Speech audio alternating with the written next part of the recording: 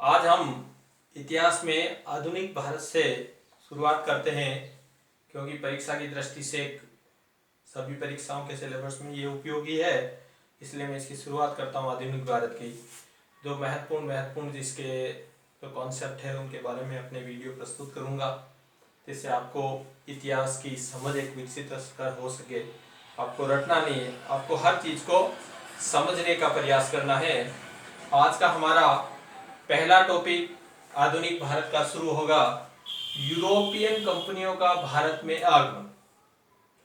European कंपनियां, Europe महाद्वीप के देशों में जो कंपनियां स्थापित हुई, जिन्होंने भारत के साथ व्यापारिक संबंध स्थापित किए, और वही संबंध धीरे धीरे चल के और साम्राज्यिक संबंध हो गए। उन्होंने भारत को उपनिवेश बना लिया और 1947 तक हमारी यही स्थिति रही। भारत एक उपनिवेश रहा इंग्लैंड का। तो कौन कौन सी कंपनियां पहले आती है, क्या पहले इंग्लैंड आता है या इंग्लैंड से पहले भी कुछ कंपनियां आती है, उसके बारे में चर्चा करने से पहले एक मानचित्र के द्वारा आपको समझाने का प्रयास करूंगा कि ये यूरोपीय कंपनियां कौन थी, कौन कौन से देशों ने दूसरे देशों के साथ व्यापारिक संबंध स्थापित करने में रुचि ली, क्या कारण थे जिसके कारण इनको कई खोज करनी पड़ी। जैसे कि हम कहते हैं कि वास्को डी गामा ने भारत की खोज की। इसका मतलब यूरोप के लोगों को, ये यूरोप है, क्या यूरोप महाद्वीप के लोगों को पता ही नहीं था कि भारत कहाँ है? नहीं, पता था, भारत था। भारत के साथ और एशिया के साथ ये लोग व्यापार पूर्व में करते थे, चीन के साथ व्यापार करते थे। रेशमी मार्ग था भारत के उत्तरी हिस्से से होके और मध्य एशिया होते हुए एक सिल्क रूट जाता था, जिसे रेशम मार्ग के नाम से जाना जाता है। ये स्थलीय मार्ग थे। एक मार्ग था भारत के ये अरब सागर के तटवर्ती बंदरगाह है, सिंधु नदी के तट जो डेल्टाई क्षेत्र में जो बंदरगाह है, फारस की खाड़ी होते हुए एक रास्ता जाता था जो सीरिया होते हुए और यूरोप महाद्वीप में इटली देशों तक अपने सामान को पहुंचा था। ये सभी प्राचीन काल की बातें। सिंधु घाटी सभ्यता में भी हमें अवशेष मिले यूरोपियन कंट्रियों के साथ व्यापार के। मध्यकाल में भी, उत्तर गुप्त काल में भी, पूर्व गुप्त काल में भी हमें बहुत ज्यादा संख्या में यूरोप महाद्वीप के साथ व्यापार के अवशेष मिले हैं। वो सभी व्यापार इस जलीय मार्ग से बहुत कम होते थे। फारस की खाड़ी से लेकर और ये अरब सागर तक का इलाका यहां तक ही होता था। मुख्य रूप से जो व्यापार था वो स्थलीय मार्ग से होता, जिसे सिल्क रूट या रेशम मार्ग से जाना जाता है। अब इनको समुद्री मार्ग खोजने की जरूरत क्यों हुई, उसी को कहा जाता है कि वास्को डी गामा के द्वारा भारत की खोज करना। भारत की खोज नहीं हुई, बल्कि भारत के लिए एक समुद्री मार्ग की खोज हुई थी, जिसको वास्को डी गामा ने की थी, जिसे हम शॉर्ट में भारत की खोज के नाम से जानते हैं। अब यूरोप के लोगों को क्या आवश्यकता हुई? व्यापारिक संबंध थे, स्थल मार्ग से इनके व्यापारिक संबंध थे। इटली बहुत बड़ा एक केंद्र था। इटली के व्यापारी उस समय व्यापार के बहुत बड़े, पूरे यूरोप के व्यापार को यही संचालित कर रहे थे। यहाँ पे मंगोल साम्राज्य था और मंगोल साम्राज्य के अंदर 1272 ईस्वी में मार्को पोलो, जो इटली का यात्री था, इस मंगोल साम्राज्य में आया और वहां पर एक सभा के अंदर ये उपस्थित हुआ। जब वो वापस यूरोप गया तो उसने अपनी जो यात्रा वृत्तांत है उसमें बताया कि चीन और भारत के साथ यदि हम व्यापार करते हैं, पूर्व में भी हमारे व्यापार थे और उनसे कितना मुनाफा होता है। इससे ये यूरोप महाद्वीप के जो अन्य देश के लोग हैं वो प्रोत्साहित हुए कि क्यों नहीं हम भी इस व्यापारिक लाभ का फायदा उठाएं। उसी समय एक घटनाक्रम घटित हुआ कि ये तुर्किस्तान है, ये तुर्किस्तान जहां से होते हुए भी व्यापारिक मार्ग जाता था, ये तुर्किस्तान जो व्यापारिक मार्ग का एक हिस्सा है, ये भूमध्य सागर के किनारे स्थित है तुर्की। ये तुर्की एशिया और यूरोप दोनों को जोड़ रहा है। इस तुर्की में क्या हुआ कि 1453 ईस्वी के अंदर एक कुस्तुनतुनिया नगर है।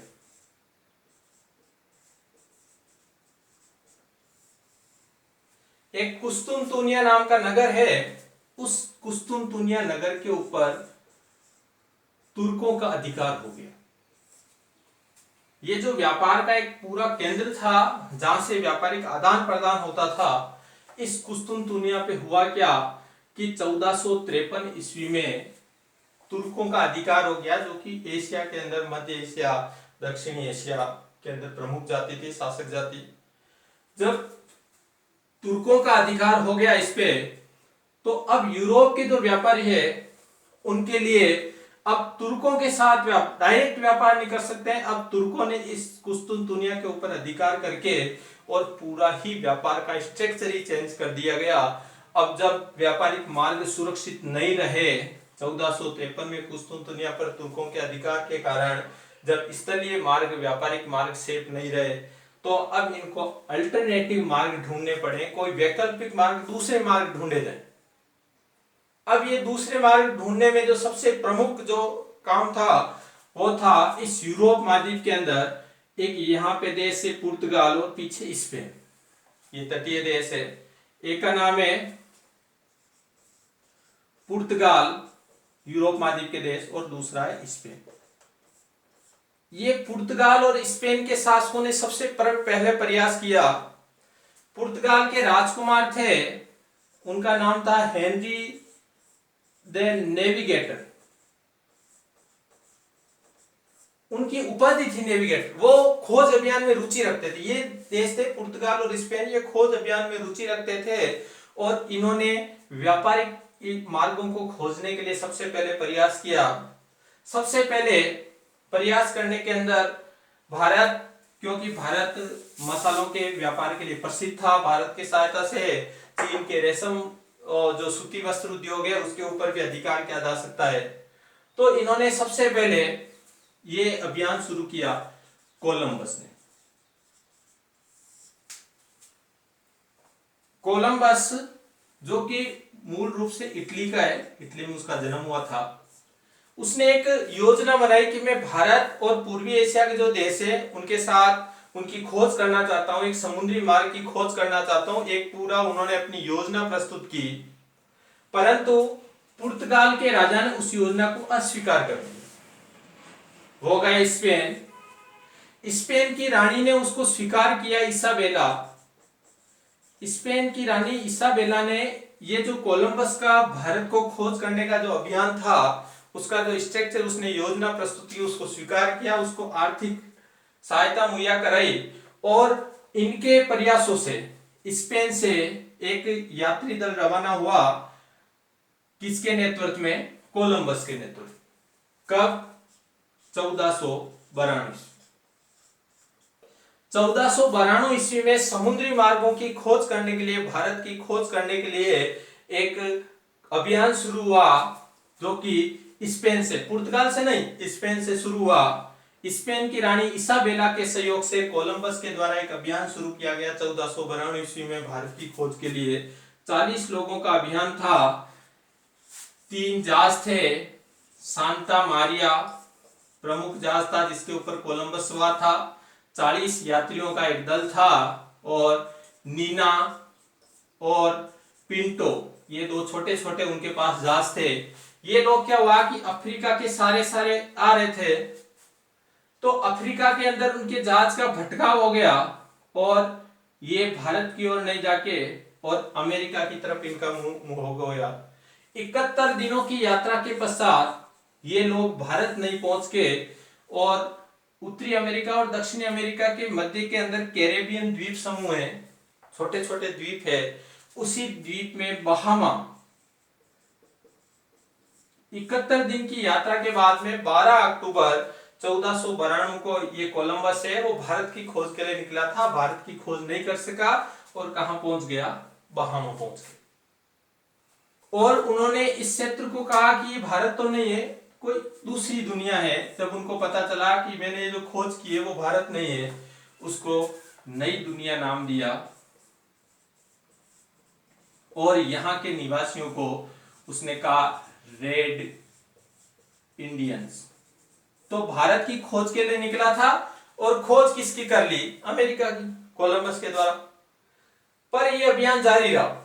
उससे पहले एक अभियान बार्थोलोमेओ डिसूजा ने किया था, एक अभियान किया था उसने भारत की खोज के लिए, परंतु वो अफ्रीका के दक्षिणी तट तक ही पहुंच पाया था।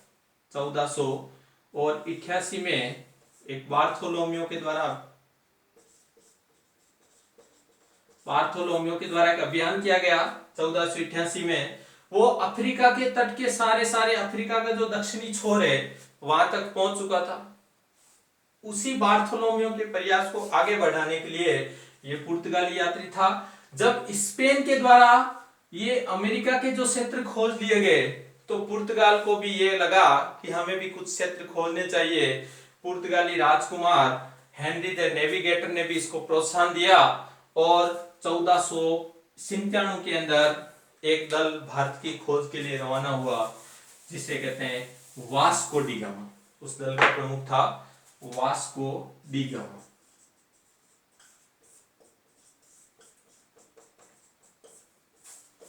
1497 ईस्वी में ये जो पुर्तगाली यात्री है, कोलंबस स्पेन का था, वास्को डी गामा पुर्तगाल का है। एक पुर्तगाली यात्री ने भारत की खोज करने के लिए 1497 में एक अभियान की शुरुआत की और वो अभियान अफ्रीका के सारे होते हुए वो लोग भारत के समुद्री मार्ग को खोज रहे थे। अफ्रीका के सारे जैसे कि बार्थोलोम्यो ने जो ये मार्ग खोजा था यहां तक आए, दक्षिणी छोर तक। उनको कुछ आशा जगी कि हम जो बार्थोलोम्यो जहां गया वहां तक तो पहुंच गए हैं, इसलिए इन्होंने इसको केप ऑफ गुड होप की संज्ञा दी।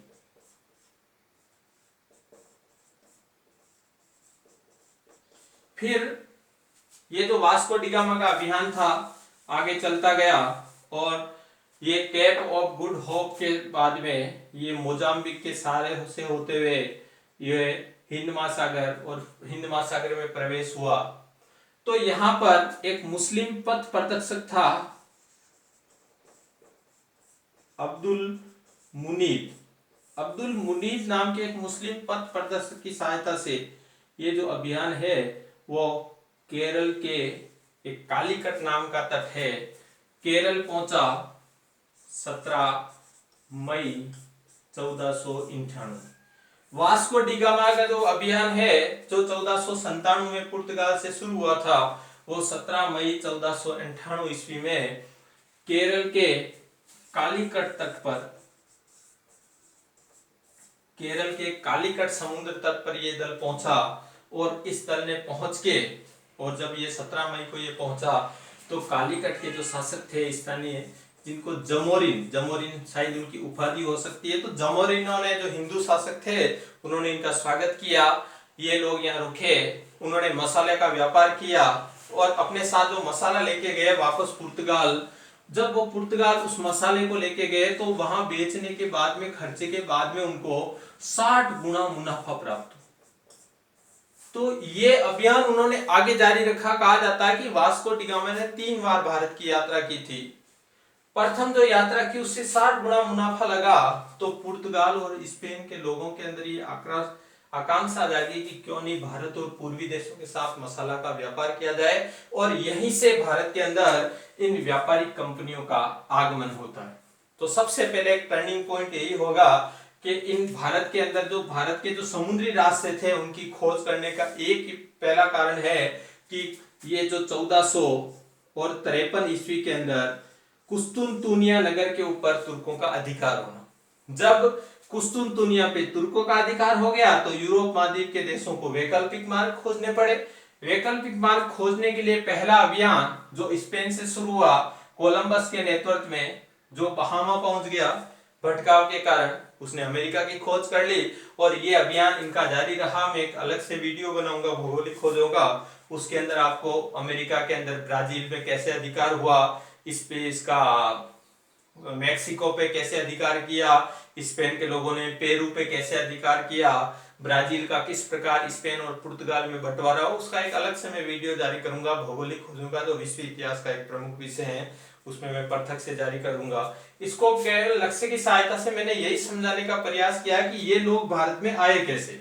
तो कोलंबस ने प्रयास किया, कोलंबस नहीं आ सका तो 1497 में वास्को डी गामा ने यह प्रयास प्रारंभ किया। 1497 जुलाई 1497 में यह अभियान शुरू हुआ और 17 मई 1498 में यह अभियान केरल के कालीकट समुद्र तट पर ये लोग पहुंचे और उन्होंने भारत के समुद्री मार्ग की खोज कर ली और यहीं से भारत के अंदर प्रवेश होता है यूरोपीय कंपनियों का भारत में आगमन। इस नक्शे की सहायता से हमने इसको देखा। अब आजकल क्या कर दिया गया है कि एक नया अल्टरनेटिव रास्ता ढूंढ लिया गया है। अब अफ्रीका के नीचे से इतना घूम के आना पड़ता है, और ये होता था क्यों आना पड़ता है, क्योंकि ये है लाल सागर और यहाँ है भूमध्य सागर। ये भूमध्य सागर है, ये लाल सागर, बीच में ये स्थल भाग अफ्रीका का मिस्र का हिस्सा है। अब इसमें इन्होंने क्या किया, बाद में ब्रिटिश काल में जब उपनिवेश बन गया भारत का, ब्रिटिश और ब्रिटेन और भारत में एक व्यापारिक संबंध स्थापित था और उपनिवेश था भारत, तो उस समय एक अल्टरनेटिव रास्ता निकाला। ये लाल सागर होते हुए यहां पर एक स्वेज नहर का निर्माण कर दिया। स्वेज नहर का निर्माण हो गया मिस्र में, और इस स्वेज नहर की सहायता से अब भूमध्य सागर में जाने लग गए जहाज, और भूमध्य सागर की सहायता से ये आराम से ये इंग्लैंड पहुंचने लग गए। तो अलग से एक वीडियो बनाऊंगा जब भूगोल का कोई स्पेन इसमें स्वेज का आएगा, तो उसमें और विस्तृत रूप से स्वेज नहर, यहाँ पे जो पनामा नहर, उनकी चर्चा करेंगे। तो बाद में ये एक वैकल्पिक रास्ता ढूंढ लिया गया जो ब्रिटिश साम्राज्य के लिए वरदान साबित हुआ, और उन्होंने इस रास्ते से खूब व्यापार किया भारत का। तो उसके बाद में हम देखते हैं कि भारत में यूरोपीय कंपनियों का आगमन कैसे होता है। ये आगमन का क्रम देखेंगे। आगमन तो हो गया, अब कौन कौन सा क्रम होता है, पहले कौन सी कंपनी आती है, उसके बाद में दूसरी कौन सी कंपनी आती है, तो उसको समझने का प्रयास करते हैं। उससे पहले हम ये प्रयास करते हैं कि उस समय भारत की क्या स्थिति थी जिस समय यूरोपीय कंपनियां भारत में आगमन हो रहा था। जिस समय यूरोपीय कंपनियों का भारत में आगमन हो रहा था, उस समय भारत का क्या स्ट्रक्चर था। भारत में सबसे पहले यूरोपीय कंपनियों का आगमन होता है। सबसे पहले कौन होता है, पुर्तगाल। कब होता है, 1498 ईस्वी में वास्को डी गामा के द्वारा खोज की जाती है, और यहीं से भारत में एक यूरोपीय कंपनी का आगमन होता है व्यापार के लिए, पुर्तगाल। भारत की क्या स्थिति होती है, सिंपल सा समझ लेते हैं। उस समय भारत की राजनीतिक स्थिति क्या है।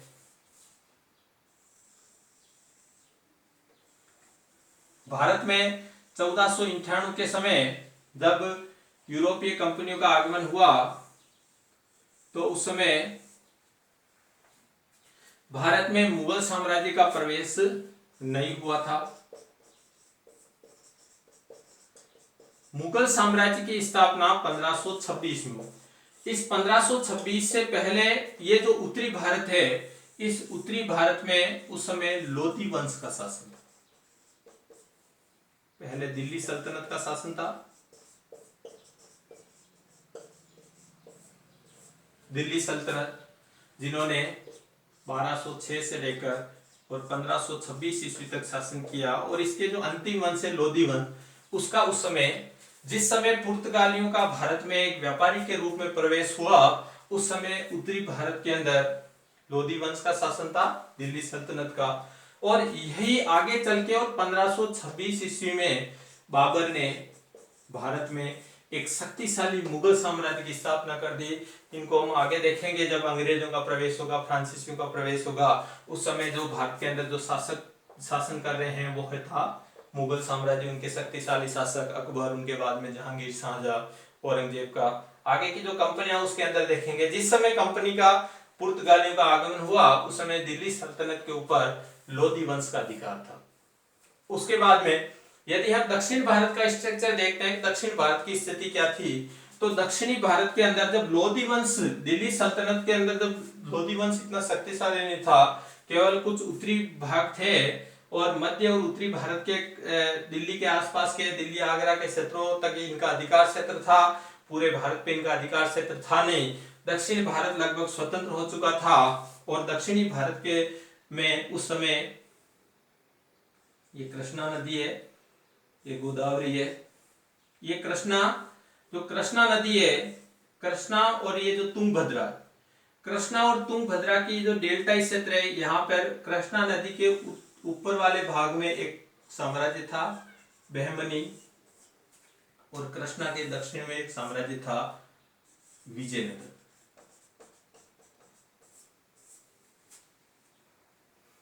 जिस समय दिल्ली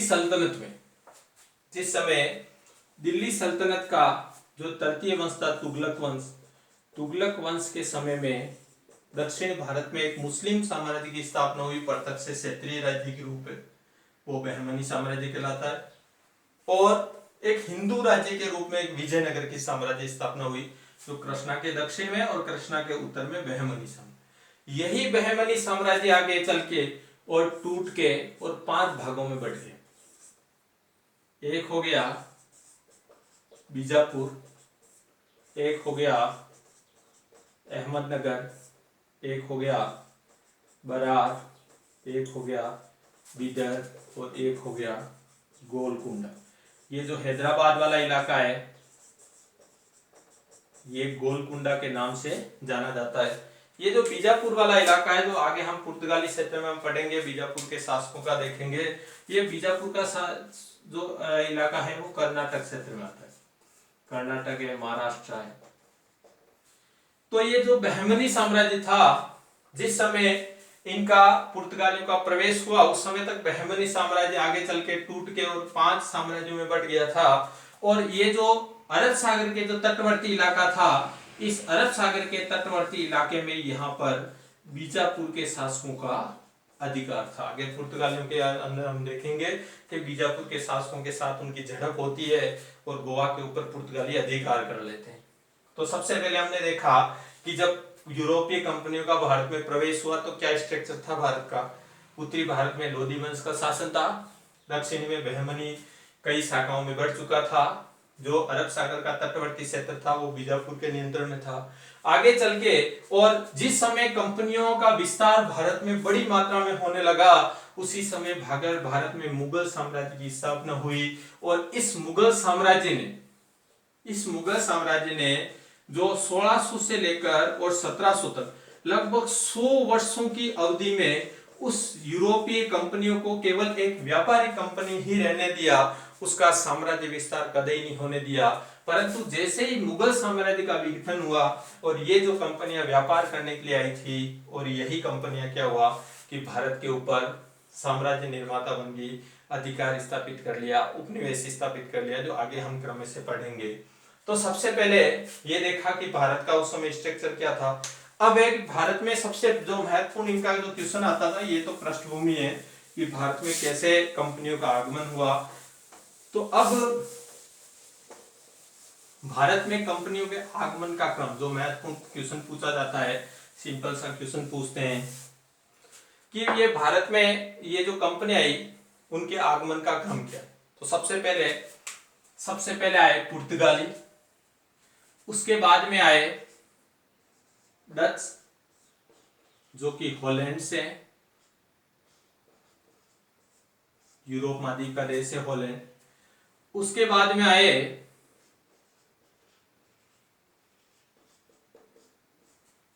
अंग्रेज जो कि इंग्लैंड के हैं 1600 में।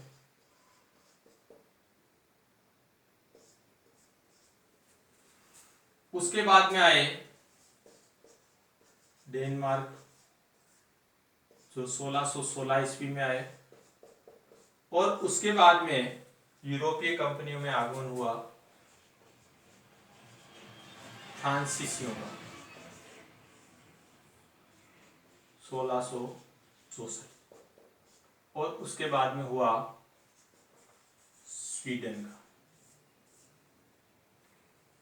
तो महत्वपूर्ण रूप से पूछा जाता है कि भारत में आने वाली पहली यूरोपीय कंपनी तो पुर्तगाल। सबसे पहले पुर्तगाल देश से यूरोप महाद्वीप पुर्तगाली आए, उसके बाद में हॉलैंड से डच लोग आए, उसके बाद में अंग्रेज आए, उसके बाद में डेनमार्क आए, उसके बाद में फ्रांसीसी। ज्यादातर यही क्वेश्चन पूछा जाता है ऑब्जेक्टिव में, ये इसमें डेनमार्क को नहीं पूछा जाता और ज्यादातर यही पुर्तगाल, डच, अंग्रेज और हॉलैंड। तो यही सीधा इसको शॉर्ट में हम कह सकते हैं, जैसे पीडीएफ फाइल बनाते हैं हमको भी नोट्स की पीडीएफ फाइल, तो उसको पीडीएफ पीडीईएफ डाल दो। पीडीईएफ, पी का मतलब क्या हो गया पुर्तगाल, डी का मतलब क्या हो गया डच, ई का मतलब क्या हो गया अंग्रेज और एफ का मतलब हो गया फ्रांसीसी। ये कंपनियों का क्रम है, सिंपल से पूछा जाता है। डेनमार्क को आपको डेनमार्क को हिडन रखना है, छुपे हुए रखना है, क्यों डेनमार्क बहुत कम पूछा जाता है। ज्यादातर यही ऑप्शन आपको मिलेंगे, पुर्तगाल, डच, अंग्रेज और फ्रांसीसी। सबसे पहले आए पुर्तगाली, उसके बाद में आए डच, फिर आए अंग्रेज और उसके बाद में आए फ्रांसीसी। अब हम इसमें देखेंगे कि ये लोग भारत में जब इनका आगमन हुआ, इन्होंने कौन कौन सी कंपनियों की स्थापना की, कौन कौन से मुख्य भारत के अंदर केंद्र बनाए, वो कब कब उनके प्रमुख केंद्र भारत के अंदर बने। तो भारत में इन कंपनियों के आगमन का हम क्रम देखें तो सबसे पहले ये लोग पुर्तगाली है। तो सबसे पहले मैंने लिख दिया आगमन का क्रम में पुर्तगाल। देश का नाम कि कौन सा देश है। अब आगमन का साल, वर्ष,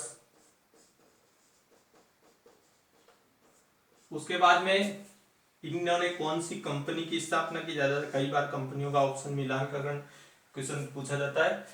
देश का नाम होता है और सामने कंपनियों का नाम होता है कि कौन कौन सी कंपनी के, कौन से देश ने कौन सी कंपनी की स्थापना की, वो उस कंपनी कब बनी वो, और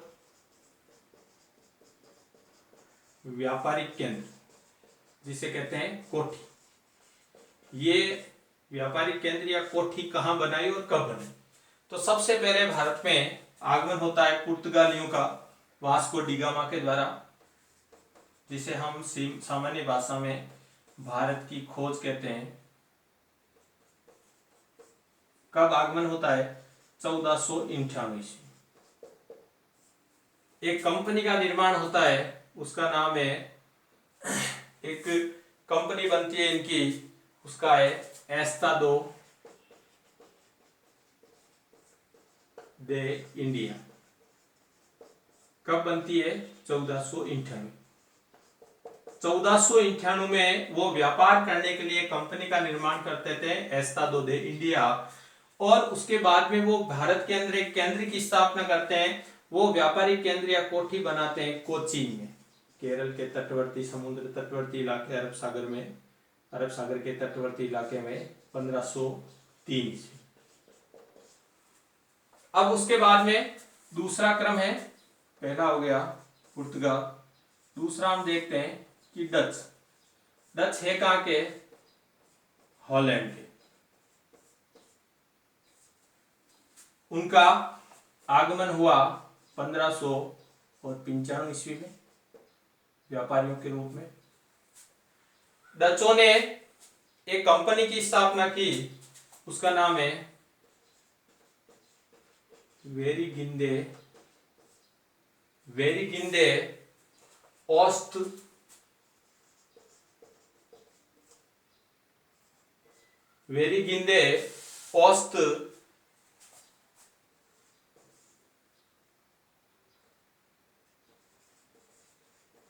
इंडिसे कंपनी। कब बनी है?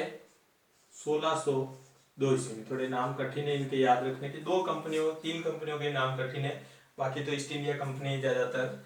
वेरिगिंदे ओस्ट इंडिसे कंपनी किनकी बनी? डचों की। कब बनी? 1602 में। आगमन कब हुआ?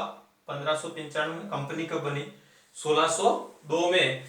अब उनका पहला कारखाना भारत का जो पूर्वी तट है वहां पे बना, मसूलीपट्टनम। कब? 1605 ईस्वी। डच लोग आए दूसरे क्रम के अंदर, दूसरे नंबर पे डच लोग हैं। 1595 आए, कंपनी बनी 1602 में, और पहली व्यापारिक कोठी इन्होंने बनाई मसूलीपट्टनम में। कब? 1605 में। अब तीसरी कंपनी के रूप में हम देखते हैं, तीसरी आए भारत में अंग्रेज। अंग्रेज कहां के हैं? इंग्लैंड के। भारत में आगमन होता है 1600 ईस्वी में। कंपनी बनती है ईस्ट इंडिया कंपनी। भारत और पूर्वी देशों के साथ व्यापार करने के लिए 1599 में वहां की रानी एलिजाबेथ के द्वारा एक कंपनी का निर्माण कराया जाता है, ईस्ट इंडिया कंपनी। दिसंबर 1599 में कंपनी बनती है। उनका पहला कारखाना भारत में लगता है, पहली कोठी है वो सूरत में। कब? 1608 ईस्वी। कब लगती है? 1608 इसको। और पहली वैधानिक कंपनी ये लगती है मसूलीपट्टनम में 1611। प्रथम वैधानिक कोठी, पहली कोठी स्थापित कर लेते हैं सूरत में 1608 में, परंतु उसको अनुमति नहीं मिल पाती है, अनुमति वापस ले लेते हैं जहांगीर। तो आगे चल के ये लोग मसूलीपट्टनम में वहां के स्थानीय शासकों से अनुमति लेके और 1611 में स्थापित कर देते हैं। तो पहली कोठी सूरत में और प्रथम वैधानिक कोठी है मसूलीपट्टनम में। आगे जो नेक्स्ट टॉपिक है अंग्रेज, उसके अंदर हम इसके बारे में विस्तृत रूप से चर्चा करेंगे कि ये सूरत और मसूलीपट्टनम में क्या कंफ्यूजन है, उसको दूर करने का प्रयास करेंगे।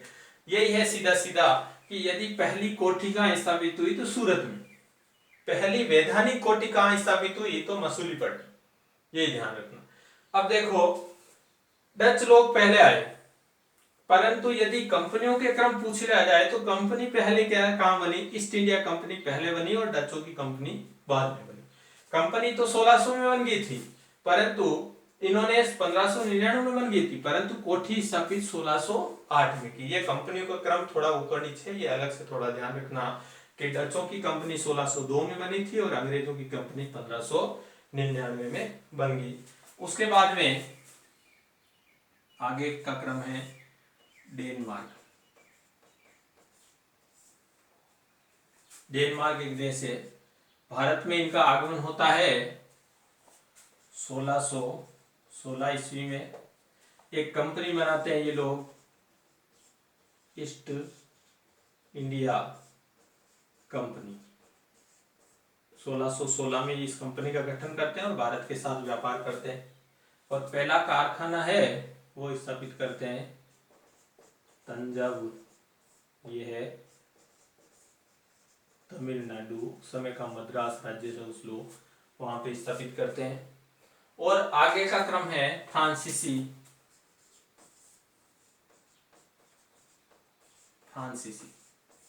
भारत में आगमन होता है 1664 ईस्वी में।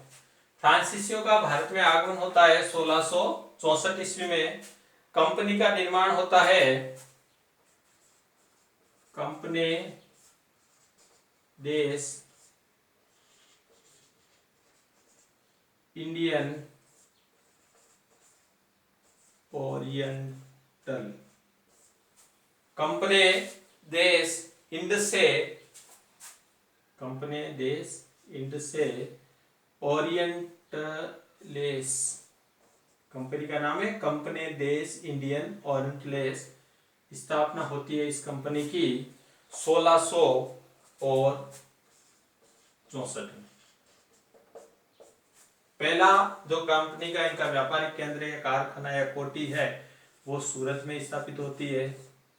और कब होती है? 1668। तो ये इनके आगमन का क्रम है।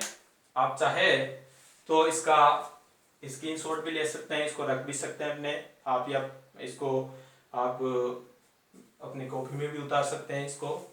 सबसे पहले आते हैं पुर्तगाली, उसके बाद में आते हैं डच, उसके बाद में आते हैं अंग्रेज, उसके बाद में आते हैं डेनमार्क और उसके बाद में आते हैं फ्रांस।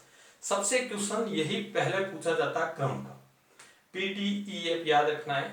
P का मतलब पुर्तगाल, D का मतलब डेन, E का मतलब अंग्रेज और F का मतलब फ्रांसीसी। सबसे पहले आते हैं पुर्तगाली। 1498 में कंपनी बनती है एस्तादो दे इंडिया, पहला कारखाना लगता है कोची में। दूसरा डच लोग आते हैं 1595 में, कंपनी बनाते हैं वेरिगिंदे ओस्ट इंडीसे कंपनी 1602 में। और पहली व्यापारिक कोठी स्थापित होती है मसूलीपट्टनम में 1605 पूर्वी बंदरगाह, पूर्वी तटीय क्षेत्रों पे। तीसरी कंपनी आती है अंग्रेज, इंग्लैंड के अंग्रेज है, 1600 में भारत में आगमन होता है। 1599 में कंपनी का निर्माण कर दिया जाता है। पहली व्यापारिक कंपनी या कोठी स्थापित होती है इनकी सूरत में। और पहली वैधानिक कोठी है वो स्थापित होती है मसूलीपट्टनम में, जिसको हम आगे और विस्तार से देखेंगे। डेनमार्क जो 1616 में आते हैं, ईस्ट इंडिया कंपनी नाम है, 1616 में गठन होता है। तंजावुर तंजौर तमिलनाडु में इनकी व्यापारिक कोठी स्थापित होती है। और उसके बाद में फ्रांसीसी आते हैं, 1664 में आते हैं, सबसे एंड में ज्यादातर पूछे जाते हैं, सबसे एंड में। तो बाद में तो वैसे स्वीडन आता है, परंतु यदि स्वीडन नहीं हो और आपको इन 3-4 कंपनियों का ऑप्शन हो कि सबसे एंड में कौन आए, तो फ्रांसीसी आपको करना है। 1664 में आए। कंपनी देश इंडस से ओरिएंटलेस 1664 में कंपनी का निर्माण किया। सूरत में सबसे पहला कारखाना बना। तो आपको बिल्कुल सरल है ये, सरल आपको याद रखना है कि पहले आए पुर्तगाल, उसके बाद में आए डच, उसके बाद में आए अंग्रेज, उसके बाद में आए डेनमार्क, उसके बाद में फ्रांस। व्यापारिक कोठियों का ज्यादा पूछा जाता है कि सबसे पहले व्यापारिक कोठी कोचीन में स्थापित की पुर्तगालियों ने, फिर दूसरी मसूलीपट्टनम में 1605 में डचों ने की, फिर तीसरी सूरत में 1608 में की, और फिर तंजावुर तमिलनाडु में की इन्होंने 1616 में, और फिर ये सूरत का आता है, फ्रांसीसियों का ज्यादातर पूछते हैं कि सूरत में ये 1668 में। तो ज्यादातर सूरत और मसूलीपट्टनम, सूरत और मसूलीपट्टनम याद रखना है, सूरत और मसूलीपट्टनम। ये लोग कोचीन में आए, आपको पता है कि अरब सागर के तट पर आए कोचीन प्रमुख पर। ये अरब सागर के क्षेत्र में मुख्य रूप से इन्होंने पुर्तगालियों ने अधिकार कर लिया था इस क्षेत्र पे। कोचीन आए, उसके बाद में डचों ने मसूलीपट्टनम में, अंग्रेजों ने सूरत में, डचों ने मसूलीपट्टनम में, अंग्रेजों ने सूरत में, और फ्रांसीसियों ने भी सूरत में। ये इनका आपको क्रम याद रखना। आपको इसको आराम से इसको फोटो ले सकते हो, इसका स्क्रीनशॉट ले सकते हो। आगे हम हमारा जो बिंदु अध्ययन बिंदु स्टार्ट करते हैं पुर्तगालियों से, कि ये पुर्तगाली कैसे आए, उनका कौन कौन सा क्षेत्र था, इनको कौन कौन से वाइसराय है, और आगे हम ऐसे कैसे और अध्ययन श्रृंखला में और कंपनियों का हम डिटेल्स अध्ययन करेंगे।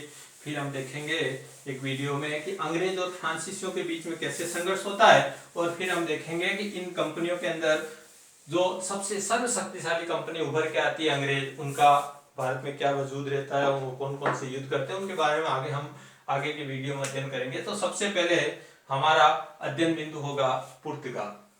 भारत में पहली कंपनी के रूप में जो आगमन हुआ पुर्तगालियों का।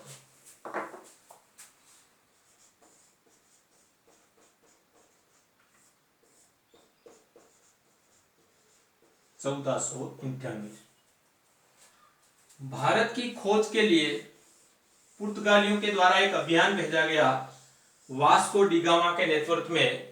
वो वास्को डी गामा के जो नेतृत्व में जो अभियान था वो 17 मई 1498 ईस्वी में भारत पहुंच गया।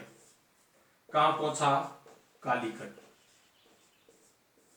केरल के कालीकट समुद्र तट पर ये जो पुर्तगालियों का अभियान था वो कालीकट पहुंचा 17 मई 1498 में। वास्को डी गामा खोज करता, वास्को डी गामा भारत के समुद्री मार्ग की खोज वास्को डी गामा ने कब की? 1498 ईस्वी। पथ प्रदर्शक बना अब्दुल मुरीद। उस मुस्लिम पथ प्रदर्शक की सहायता से कोचीन आए और ये कालीकट आए, और कालीकट के अंदर यहाँ जो जमोरिन जो हिंदू शासक थे, इन हिंदू शासकों ने इनका स्वागत किया। ये रहे यहाँ पे कुछ दिन कालीकट में, और अपने साथ में ये लोग भारत, क्योंकि उस समय जो कालीकट वाला जो केरल वाला तट था वो मसालों के लिए प्रसिद्ध था, ये लोग यहाँ से वापस मसाला भर के ले गए। और जब ये लोग पुर्तगाल पहुंचे तो बताया जाता है कि इनको 60 गुना मुनाफा हुआ। वास्को डी गामा ने बताया कि मुझे 60 गुना मुनाफा हुआ जो मसाले को मैंने वापस वहां बेचा। अब पुर्तगालियों को लगा कि भारत में एक कंपनी की भारत के साथ एक स्थायी व्यापारिक श्रृंखला स्थापित किया जाए, और इसलिए उन्होंने कंपनी का गठन किया गया। उसका नाम है एस्तादो दे इंडिया। 1498 ईस्वी में कंपनी का गठन कर लिया एस्तादो दे इंडिया। तो सबसे पहला आने वाला वास्को डी गामा, सबसे पहले आने वाला जो यात्री है वो है वास्को डी गामा। अब उसके बाद में दूसरा यात्री आता है 1500, वो है पेट्रो क्रेवाल। 1500 ईस्वी में इनका तो दूसरा यात्री आता है पेट्रो केब्राल। अब 1502 ईस्वी में पुनः वास्को डी गामा का भारत में आगमन होता है।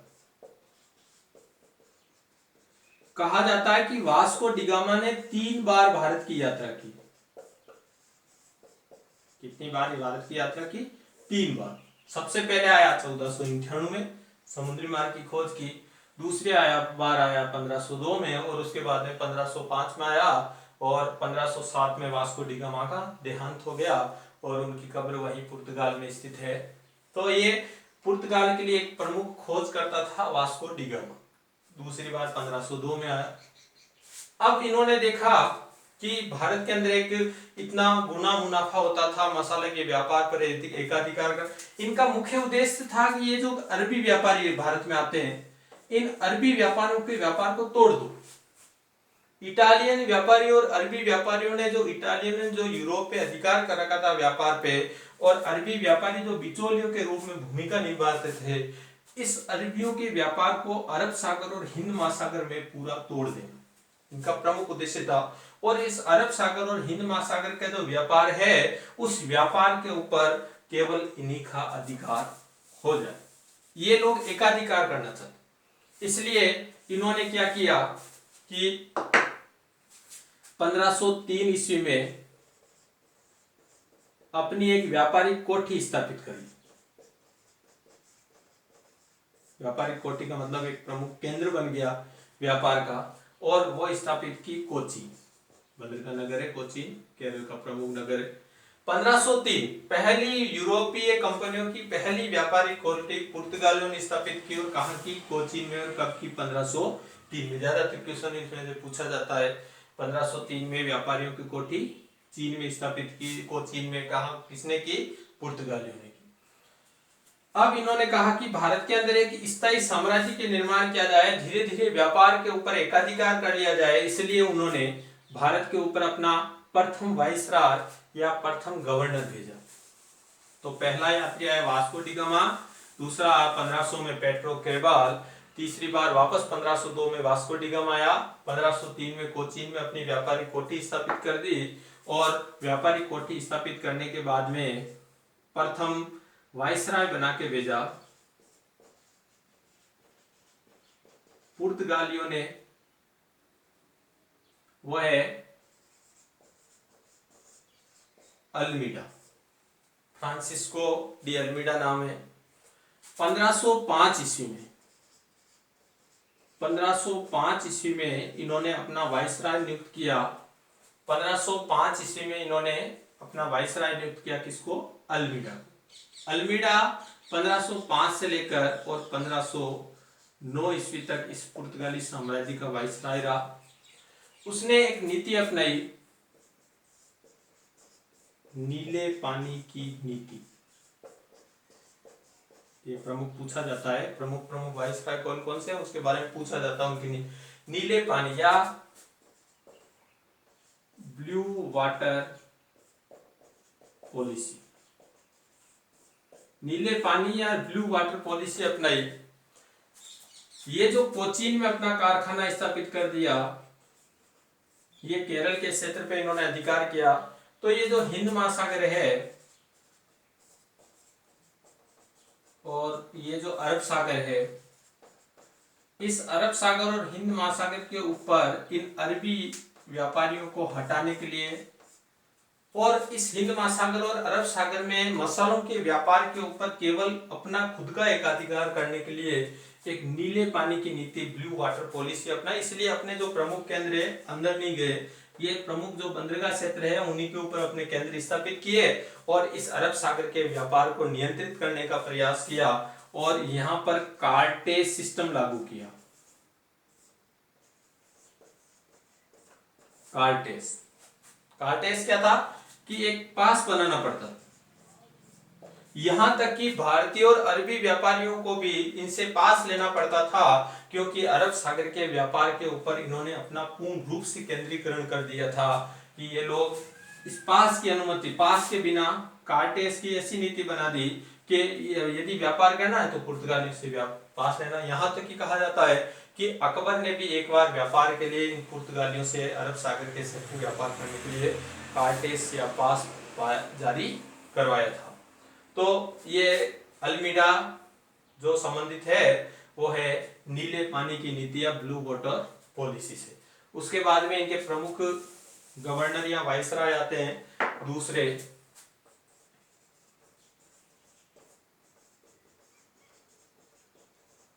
द्वितीय वाइसराय आते हैं इनके अल्बुकर्क। दूसरे वाइसराय इनके आते हैं अल्बुकर्क, अल्फांसो दे अल्बुकर्क आते हैं, जो 1509 से 1515 ईस्वी तक पुर्तगाली साम्राज्य के वाइसराय रहते हैं। 1509 में आते हैं अल्बुकर्क। अल्बुकर्क को इनको इस साम्राज्य का वास्तविक संस्थापक कहा जाता है। भारत में पुर्तगाली साम्राज्य का वास्तविक संस्थापक दूसरे वाइसराय अल्बुकर्क को कहा जाता है, क्योंकि उस समय तक प्रमुख केंद्र उन्होंने कोचीन में स्थापित कर लिया था। समुद्र तटीय जो क्षेत्र थे इनको स्थापित पूर्ण रूप से अधिकार कर लिया था। और इन्होंने 1510 ईस्वी में जो गोवा जो बीजापुर के शासकों के नियंत्रण में था, यूसुफ आदिल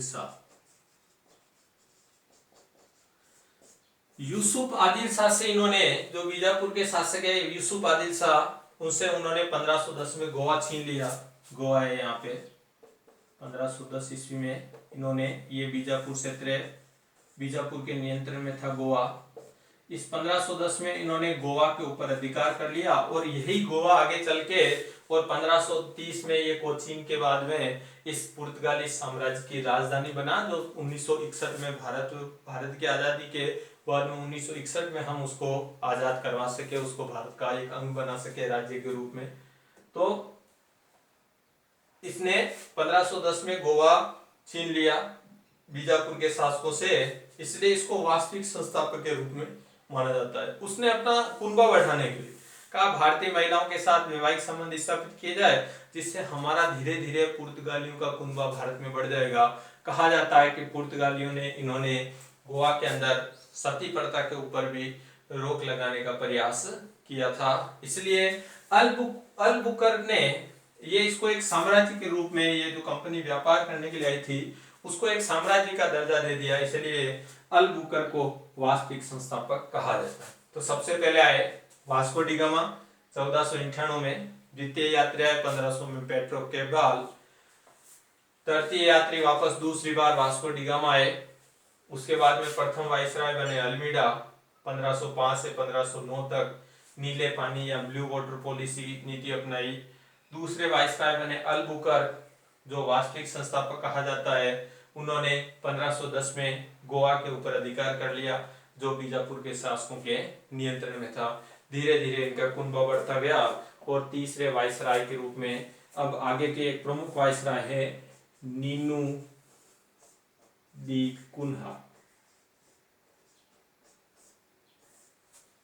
अन्य वाइसराय है नीनो डी कुन्हा। ये नीनो डी कुन्हा 1529 ईस्वी में इनको वाइसराय बनाया गया था। नीनो डी कुन्हा की उपलब्धि क्या है कि जिस गोवा को अल्बुकर्क ने बीजापुर के शासक से छीन के अपने अधिकार क्षेत्र में लिया था, उसी नीनो डी कुन्हा ने 1530 ईस्वी में कोचीन के स्थान पर गोवा को पुर्तगाली साम्राज्य की राजधानी बनाया, जो 1961 तक ये राजधानी के रूप में प्रतिष्ठित रहा। तो नीनो डी कुन्हा की उपलब्धि क्या है कि गोवा को राजधानी में, गोवा के ऊपर अधिकार करना अल्बुकर्क ने और गोवा को अपनी राजधानी बनाना नीनो डी कुन्हा। तो ये प्रश्न पूछा जाता है ज्यादातर कि प्रथम वाइसराय कौन था, तो फ्रांसिस्को दी अल्मीडा। कौन सी नीति अपनाई, नीले पानी की नीति। दूसरा वाइसराय या वास्तविक संस्थापक कौन है, तो वास्तविक संस्थापक है अब अल्बुकर्क। अब इस अल्बुकर्क वास्तविक संस्थापक क्यों हैं, क्योंकि उन्होंने इस पुर्तगाली साम्राज्य को भारत के अंदर बढ़ाया, गोवा के ऊपर अधिकार किया। गोवा के ऊपर अधिकार किस पुर्तगाली वायसराय के द्वारा किया गया? तो अल्बुकर्क के द्वारा किया गया। गोवा को राजधानी के रूप में किस वायसराय ने बनाया? तो 1530 में गोवा पहले कोचीन था, कोचीन के जगह गोवा राजधानी बना। किसने बनाया? नीनू डी कुन्हा के द्वारा इसको राजधानी बनाया गया। ये ज्यादातर ऐसे क्वेश्चन इसमें से वायसराय से संबंधित क्वेश्चन पूछे जाते हैं। सबसे पहले जब ये लोग व्यापार करने के लिए आए थे तब इनकी 3G पॉलिसी थी। इन व्यापारियों के उद्देश्य क्या थे? प्रश्न कई बार ये पूछ लिया जाता है, डिस्क्रिप्टिव क्वेश्चन आ जाता है कि ये जो यूरोपीय कंपनियों का भारत में व्यापार हुआ तो उनका उद्देश्य क्या था? तो इसके लिए 3G की अवधारणा है। 3G क्या है? 3G है। पहला गोल्ड, गोल्ड का मतलब सोना, सोना का मतलब वो ज्यादा से ज्यादा भौतिक समृद्धि चाहते थे।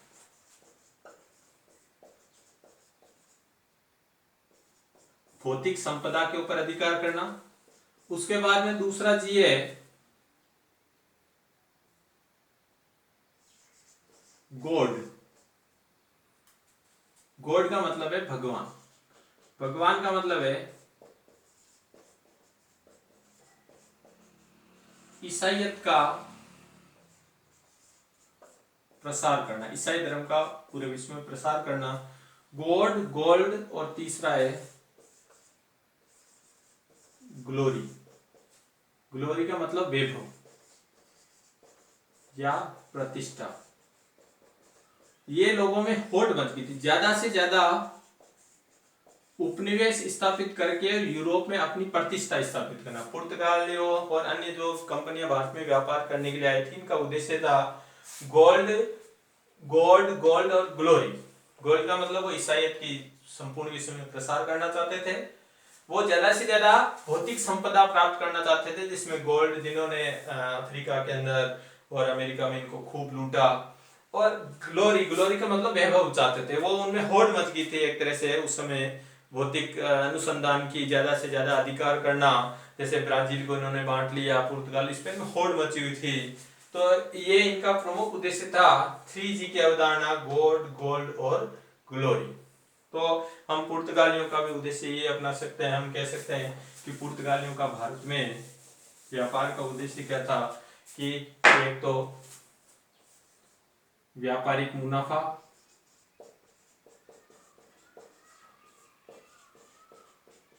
ज्यादा से ज्यादा वो लोग व्यापारिक मुनाफा कमाना चाहते, जैसे कि मसाला के व्यापार के ऊपर वो एकाधिकार स्थापित करना चाहते थे। दूसरे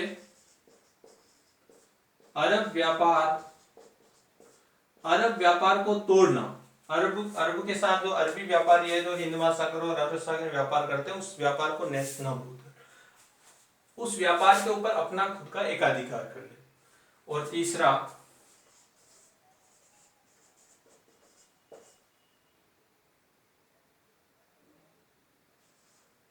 ईसाईयत का प्रसार करना, ईसाई धर्म का भारत में प्रसार करना। तो इसमें कहा जाता है कि एक जेसुइट संत हैं, एक ईसाई धर्म से संबंधित संत हैं, वो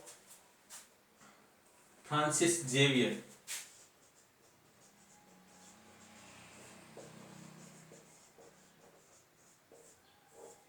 फ्रांसिस जेवियर का ईसाई धर्म के प्रसारक संत है, जेसुइट संत है। जेसुइट संत का आगमन हुआ, फ्रांसिस जेवियर। पुर्तगालियों के साथ में भारत में एक जेसुइट संत जो ईसाईयत का प्रसार करना चाहते थे, फ्रांसिस जेवियर, उनका भी भारत में आगमन हुआ। ये कई बार क्वेश्चन पूछा जाता है कि पुर्तगालियों के साथ में कौन से जेसुइट संत का आगमन हुआ भारत में? तो कौन किसका हुआ? फ्रांसिस जेवियर का, शायद लगभग 1542 ईस्वी में। अब पुर्तगालियों की देन क्या क्या है, वो लोग क्या सिखा के गए हमें, क्या क्या वो हमें देन दे के गए? तो कहा जाता है कि पुर्तगालियों ने एक तो तंबाकू की खेती, भारत में तंबाकू की खेती का प्रसार किया और एक छापाखाना का आविष्कार किया।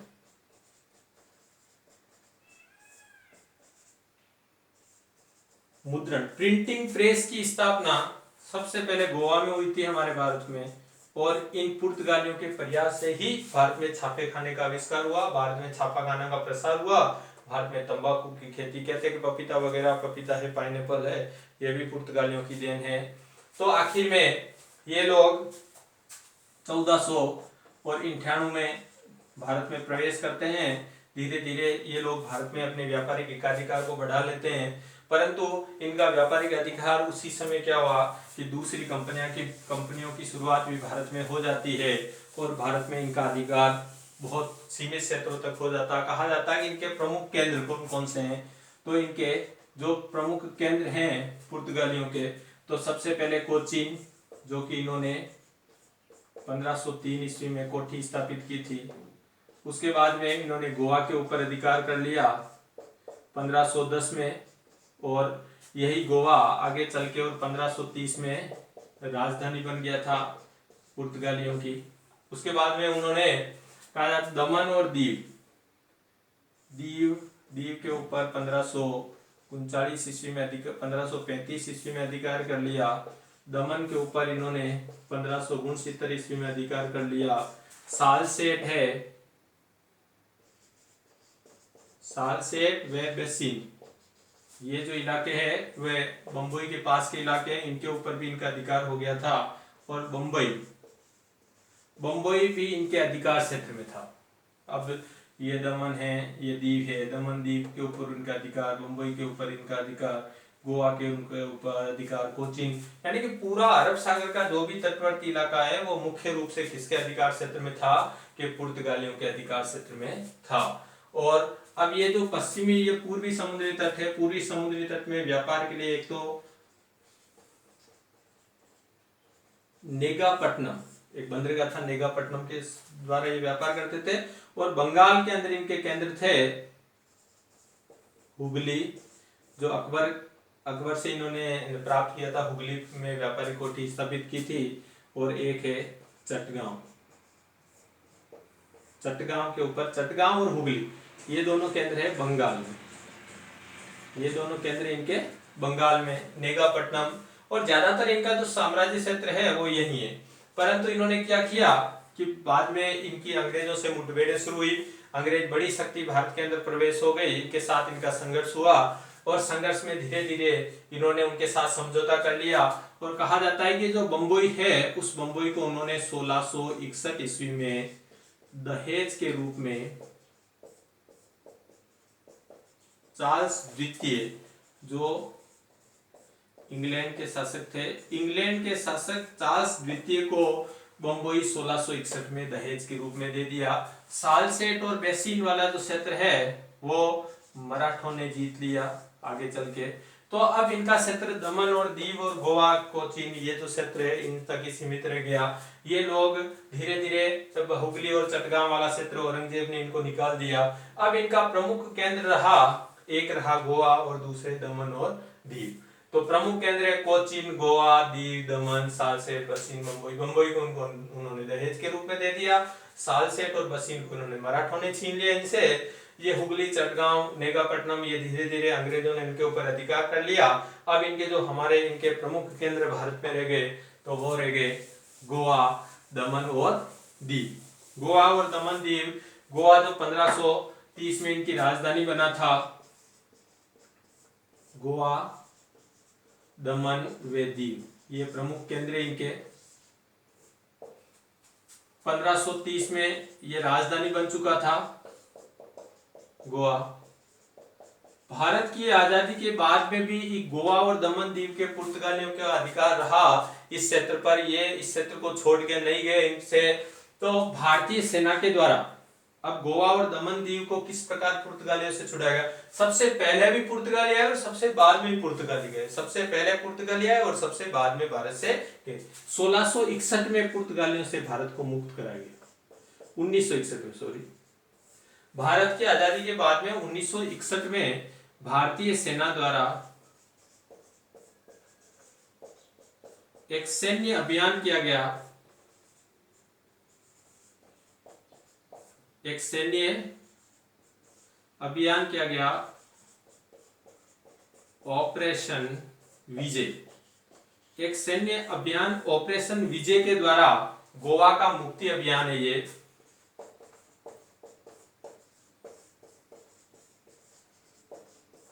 ऑपरेशन विजय, भारतीय सेना के द्वारा एक सैन्य अभियान किया गया ऑपरेशन विजय, जो किया गया 1661 ईस्वी में। और इस विजय अभियान के द्वारा इन्होंने क्या किया कि 19 दिसंबर 1661 को गोवा और दमन दीव को पुर्तगालियों से मुक्त करवा दिया। पुर्तगालियों से यहाँ से लौटना पड़ा। गोवा और दमन दीव को भारत में केंद्र शासित क्षेत्र का दर्जा दिया गया और यही आगे चल के और 30 मई 1987 ईस्वी में इस गोवा को पूर्ण राज्य का दर्जा दे दिया गया और भारत का 25वां राज्य बना। तो भारत में सबसे पहले आए पुर्तगाली और सबसे बाद में गए पुर्तगाल।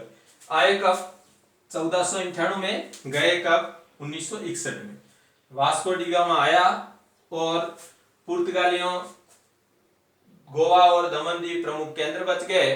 भारत की आजादी के बाद में भी छोड़ना नहीं चाहते थे, तो भारतीय सैनिकों के द्वारा, भारतीय सेना द्वारा एक ऑपरेशन विजय अभियान किया गया और गोवा को मुक्त किया गया। 19 दिसंबर 1961 को गोवा और दमन दीव पे अधिकार कर लिया गया। इनको केंद्र शासित प्रदेश का दर्जा दिया गया और इसी गोवा को आगे चल के और 30 मई 1997 को भारत के 25वें राज्य के रूप में पूर्ण राज्य का दर्जा दे दिया गया। तो ये पुर्तगालियों का इतिहास है।